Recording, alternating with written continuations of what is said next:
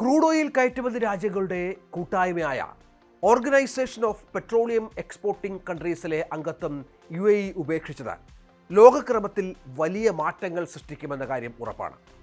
Russia ഉൾപ്പെടെ OPEC ഇതര എണ്ണ കയറ്റുമതി രാജ്യങ്ങൾ ഉൾപ്പെടുന്ന ഒപെക് പ്ലസിലെ അംഗത്വവും UAE ഉപേക്ഷിച്ചു. ഒരുപാട് കാരണങ്ങൾ ഇതിന് പിന്നിൽ UAEക്ക് പറയാനുണ്ട്, നിരത്താനുണ്ട്. അതിലേറ്റവും പ്രധാനമെന്ന് പറയുന്നത് പശ്ചിമേഷ്യൻ യുദ്ധം തുടങ്ങിയത് മുതൽ ആ രാജ്യം അനുഭവിക്കുന്ന നിരവധിയായ പ്രശ്നങ്ങളാണ്. പ്രശ്നങ്ങൾ ഒന്നിനു മേൽ ഒന്നായി വരുമ്പോഴും ആ രാജ്യത്തെ സഹായിക്കാതിരുന്ന സഖ്യരാഷ്ട്രങ്ങളുടെ അല്ലെങ്കിൽ ഒപ്പക്കിലെ അംഗങ്ങളായിട്ടുള്ള ശക്തികളുടെ നിലപാടാണ്. മെയ് 1 മുതലാണ് ഈ തീരുമാനം UAE പ്രാബല്യത്തിൽ വരുത്തുക. ഔദ്യോഗികമായി ഇക്കാര്യം അവരുടെ ഊർജ്ജ മന്ത്രാലയം പ്രഖ്യാപിച്ചു കഴിഞ്ഞു. 1967 മുതൽ ഒപെക്കുമായി ബന്ധമുള്ള രാജ്യമാണ് UAE. അതായത് ഏതാണ്ട് 5 പതിറ്റാണ്ട്.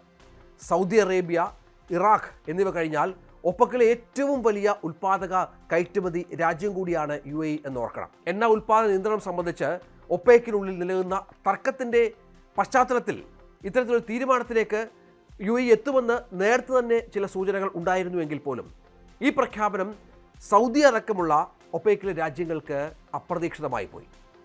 ഏകദേശം 30 ലക്ഷം ബാരൽ എണ്ണ വീതമാണ് ഒരു ദിവസം UAEക്ക് ഇതുമായി ബന്ധപ്പെട്ട് ഉൽപ്പാദിപ്പിക്കാനാവുക. അത് ഒപെക്കിനുള്ളിലെ ഒരു നിയന്ത്രിതമായ നിയമമാണ്.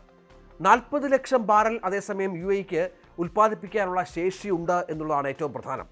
2027-28 കൂടി ഉൽപ്പാദനം 50 ലക്ഷം ബാരൽ എത്തിക്കുക എന്ന ലക്ഷ്യം UAEയുടെ മുന്നിലുണ്ട്. അത് പ്രധാനമാണ്. അതനുസരിച്ച് ചൈനയിൽ നിന്നും മറ്റും നിരവധിയായ ഇതിനുള്ള ക്രമീകരണങ്ങൾ, എക്യുപ്മെൻറ്റ്സ്, ഉപകരണങ്ങൾ, സംഭരണവുമായി ബന്ധപ്പെട്ട നിരവധി കാര്യങ്ങളൊക്കെ UAE ഇതിനകം തന്നെ ശേഖരിച്ചു കഴിഞ്ഞു എന്നുള്ള വിവരങ്ങൾ കൂടി പുറത്തു വന്നിരുന്നു. ഇത് ഈ നേരത്തെ ഒപ്പക്കിൽ നിന്ന് UAE പിന്മാറുന്നതിൻ്റെ ഭാഗമായാണ് എന്നുള്ള തരത്തിൽ ചില വ്യാഖ്യാനങ്ങളും മറ്റും വന്നിരുന്നു. എണ്ണ ഉൽപ്പാദനം വെട്ടിക്കുറച്ചും നിയന്ത്രിച്ചും എണ്ണവില നിയന്ത്രിച്ചിരുന്ന കൂട്ടായ്മയിൽ നിന്ന് ഈ UAEയുടെ പിന്മാറ്റം വലിയ തോതിൽ ഒപ്പക്കിനെ ബാധിക്കും എന്ന കാര്യത്തിൽ സംശയമില്ല. ഹോർമുസിൽ ഇറാൻ ഉണ്ടാക്കിയ നിയന്ത്രണം, അമേരിക്ക ഇപ്പോൾ അവിടെ സൃഷ്ടിച്ചിരിക്കുന്ന ചില പ്രശ്നങ്ങൾ, ഇതൊക്കെ കഴിഞ്ഞ കുറേ ദിവസങ്ങളായി എണ്ണ ഉൽപ്പാദനത്തെയും കയറ്റുമതിയെയും വിതരണത്തെയും മറ്റും ബാധിച്ച ഒരു പശ്ചാത്തലമുണ്ട്. ഉൽപ്പാദന നയവും ഉൽപ്പാദന ശേഷിയും വിലയിരുത്തിയും ദേശീയ താൽപ്പര്യം മുൻനിർത്തിയും ചില തീരുമാനങ്ങൾ എടുക്കുന്നു എന്നാണ് UAE ഊർജ്ജ മന്ത്രാലയം പ്രസ്താവനയോട് വ്യക്തമാക്കിയത്. എന്താണ് യഥാർത്ഥത്തിൽ ഇതുകൊണ്ട് UAE ലക്ഷ്യം വെക്കുന്നത്? നേരത്തെ പറഞ്ഞതുപോലെ ലോകത്തെ ഓയിൽ കയറ്റുമതിയുടെ, ഓയിൽ പ്രൊഡക്ഷൻ്റെ ഏറ്റവും നിർണായകമായ ഇടപെടൽ നടത്താൻ സാധിക്കുന്ന ഒരു രാജ്യമാണ് UAE. കോവിഡ് സമയത്ത് നമുക്കറിയാം ബാരൽ എണ്ണയുടെ വില $19 മറ്റും താഴ്ന്ന പശ്ചാത്തലമുണ്ടായിരുന്നു. അന്ന് വലിയ പ്രതിസന്ധി ഗൾഫ് രാജ്യങ്ങൾ നേരിട്ടു. ആ പ്രതിസന്ധി മറികടക്കാൻ ഫലപ്രദമായ നടപടികൾ ഒപെക്കിൻ്റെ ഭാഗത്തു നിന്നുണ്ടായില്ല എന്ന് വിമർശനമുയർത്തിയ രാജ്യങ്ങളിൽ ഒന്നാണ് UAE. ഇപ്പോൾ പശ്ചിമേഷ്യൻ സംഘർഷമുണ്ടായപ്പോൾ നിരവധി പ്രശ്നങ്ങൾ UAE അതുമായി ബന്ധപ്പെട്ട് അനുഭവിച്ചു. ലോകത്തിലെ 1/5 എണ്ണയും പ്രകൃതിവാതകവും കടന്നു പോകുന്ന ഹോർമുസ് കടലിടുക്കിലെ സുരക്ഷാ ആശങ്കകൾ എണ്ണ വിപണിയെ വല്ലാതെ ഉലച്ചു. എണ്ണവിലയിൽ വർധനവുണ്ടാകുന്ന പശ്ചാത്തലമുണ്ടായി. എണ്ണയുടെ ഉപഭോഗം കുറഞ്ഞു. ലോകരാജ്യങ്ങൾക്ക് വിതരണ ശൃംഖല അപ്രാപ്യമാകുന്ന പശ്ചാത്തലമുണ്ടായി. ഇവിടെ ഒപെക്കിൻ്റെ ഏകോപനമുണ്ടായില്ല എന്നുള്ളത് ഏറ്റവും പ്രധാനപ്പെട്ട ഒന്നായി മാറി. മറ്റൊന്ന്, ഇറാൻ്റെ തുടർച്ചയായ ആക്രമണം അമേരിക്കയിലേക്കല്ല, ഇസ്രായേലിലേക്കല്ല സംഭവിച്ചത്. നമുക്കറിയാം UAEയിലേക്കാണ്. UAEയിലെ മിക്ക രാജ്യങ്ങളുടെയും നിരവധി നിലനിൽപ്പിനെ പോലും ബാധിക്കുന്ന വിധത്തിലുള്ള ആക്രമണങ്ങൾ അവിടെ സംഭവിക്കുന്നു. അവർ ഒറ്റപ്പെടുന്ന പശ്ചാത്തലമുണ്ടാകുന്നു.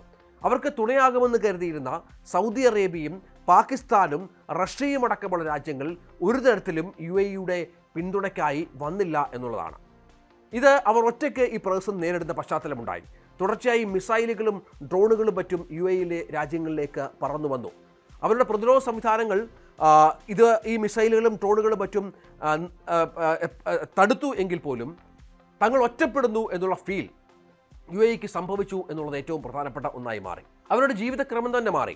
സമാധാനപരമായി ജീവിച്ചുകൊണ്ടിരുന്ന രാജ്യങ്ങൾക്ക് താങ്ങാനാവാത്ത വിധമുള്ള പ്രത്യാഘാതങ്ങൾ സംഭവിച്ചു.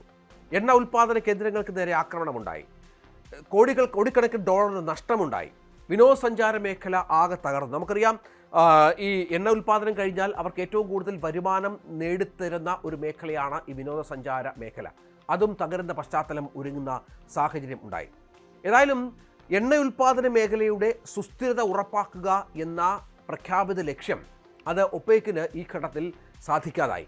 ഒപ്പം തങ്ങൾക്കൊപ്പമുള്ള ഒരു രാജ്യത്തിൻ്റെ സുരക്ഷിതത്വവുമായി ബന്ധപ്പെട്ട് ഇരട്ടത്താപ്പ് നയം സൗദി അറേബ്യയും പാകിസ്ഥാനും കാണിച്ചുവെന്ന പരാതി UAEയുടെ ഭാഗത്തുണ്ടായി. മറ്റൊന്നുമല്ല, ഈ പ്രശ്നങ്ങൾ ഇത്ര ഭയങ്കരമായി നിൽക്കുമ്പോഴും തങ്ങളെ ഇറാൻ ആക്രമിക്കുമ്പോഴും ഇറാനൊപ്പം സന്ധി ചേർന്ന് ഒരു മധ്യസ്ഥ തലത്തിൽ ചർച്ചകൾ നടത്താനാണ് പാകിസ്ഥാനും ഒപ്പം സൗദി അറേബ്യയും തുനിഞ്ഞത് എന്നുള്ള പരാതി UAEയുടെ ഭാഗത്തു നിന്ന് ഉണ്ടാകുന്ന പശ്ചാത്തലമുണ്ടായി. സൗദി അറേബ്യയുടെ നേതൃത്വത്തിന് UAE നൽകുന്ന ശക്തമായ രാഷ്ട്രീയ മുന്നറിയിപ്പായി കൂടി ഇപ്പോഴത്തെ തീരുമാനത്തെ ലോകരാജ്യങ്ങൾ കാണുന്നുണ്ട്. പാകിസ്ഥാൻ സൗദി അറേബ്യ അച്ചുതണ്ടിനെതിരെ UAE പ്രഖ്യാപിച്ച പരസ്യ യുദ്ധമായി കൂടി ഈ നീക്കം വിലയിരുത്തപ്പെടുന്നു. ഇറാൻ തൊടുത്തുവിട്ട മിസൈലുകൾക്കും ഡ്രോണുകൾക്ക് മുന്നിൽ UAE വിറങ്ങലിച്ചു നിന്നപ്പോൾ സുഹൃത്ത് രാജ്യങ്ങളായ സൗദിയും പാകിസ്ഥാനും കാണിച്ച നിസ്സംഗത UAEയെ വല്ലാതെ പ്രകോപിപ്പിച്ചു.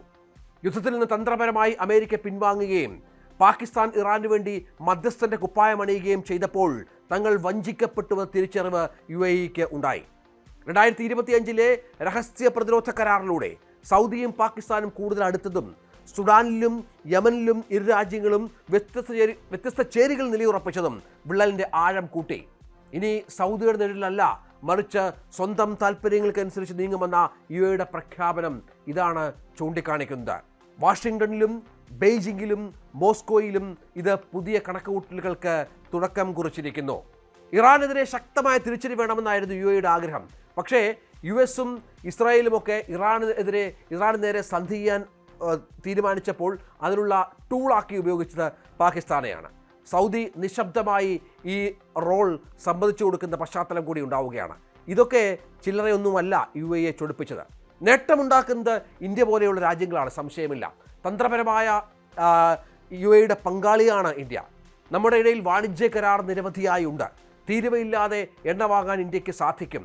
അത് മനസ്സിലാക്കി തന്നെയാണ് ഇന്ത്യ കരുതലോടെ UAEയോടും ഇറാനോടും മറ്റും തന്ത്രപരമായ രീതിയിൽ തങ്ങളുടെ ബന്ധം തുടരുന്നത് എന്ന കാര്യത്തിൽ സംശയമില്ല. തുടർച്ചയായി ഇന്ത്യൻ വിദേശകാര്യ മന്ത്രാലയവും മറ്റും UAEയുമായി ബന്ധപ്പെട്ടുകൊണ്ടിരിക്കുന്നു. നമ്മുടെ പ്രശ്നങ്ങൾ പരിഹരിക്കണം, നമ്മുടെ ഇന്ധനത്തിൻ്റെ ആവശ്യം അത്തരത്തിൽ മുന്നോട്ട് കൊണ്ടുപോകണം, അതിനൊരു പ്രശ്നമുണ്ടാകരുത് എന്ന് വളരെ കൃത്യമായി തന്നെ കാര്യങ്ങൾ നീക്കിക്കഴിഞ്ഞു. ഏതായാലും ലോകത്തിലെ ഏറ്റവും വലിയ എണ്ണ ഉൽപ്പാദക രാജ്യങ്ങളിലൊന്ന് 50 ദശലക്ഷം ബാരലോളം എണ്ണ ഉൽപ്പാദിപ്പിക്കാനാകുന്ന വിധത്തിലേക്ക് വളരുമ്പോൾ അതിൻ്റെ ആത്യന്തിക ഗുണം ഉണ്ടാക്കുക ഇന്ത്യയാണ് എന്ന കാര്യത്തിൽ സംശയമില്ല.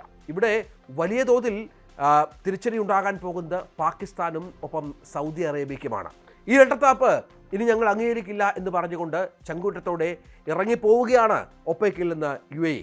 ഇനി UAE തീരുമാനിക്കും ലോകത്തെ എണ്ണക്രമം, സംശയമില്ല.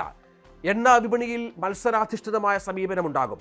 സ്വാഭാവികമായും അത് എണ്ണവില കുറച്ച് തങ്ങളുടെ സുഹൃത്ത് രാജ്യങ്ങൾക്കെങ്കിലും എണ്ണവില കുറച്ചു നൽകാൻ UAE പോലെയുള്ള സംവിധാനങ്ങൾക്ക് സാധിക്കും.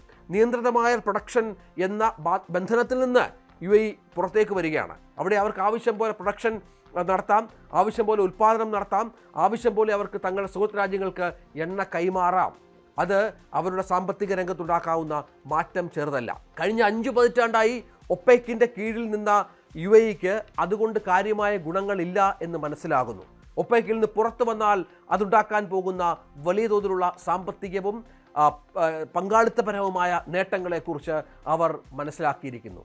അതുകൊണ്ട് തന്നെ ഒപെക്ക് വിട്ട് UAE പുറത്തു വരുമ്പോൾ ഞാൻ ആദ്യം പറഞ്ഞതുപോലെ ലോകത്തെ എണ്ണ വിതരണ ഉൽപാദന നയങ്ങളിൽ ഉണ്ടാക്കാൻ പോകുന്ന കരുത്തും മാറ്റവും നേട്ടവും അത് വളരെ വലുതായിരിക്കും, യാതൊരു സംശയവുമില്ല.